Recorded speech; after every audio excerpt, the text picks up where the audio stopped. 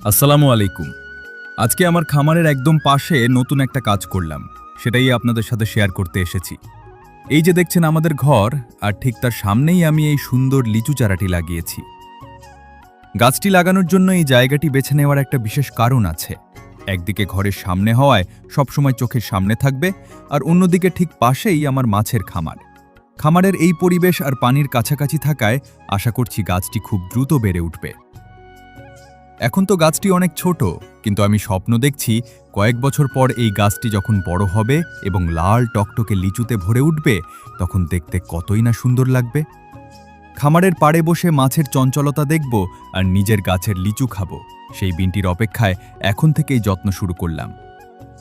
আপনারা যারা বাগান করতে ভালোবাসেন তারা বলবেন তো, লিচু গাছের দ্রুত বৃদ্ধির জন্য কোনো বিশেষ যত্নের প্রয়োজন আছে কিনা। ভিডিওটি ভালো লাগলে লাইক দিবেন এবং আমার এই ছোট ছোট প্রচেষ্টার সাথে থাকতে পেজটি/চ্যানেলটি ফলো করে রাখবেন। দেখা হবে পরবর্তী ভিডিওতে। আল্লাহ হাফেজ।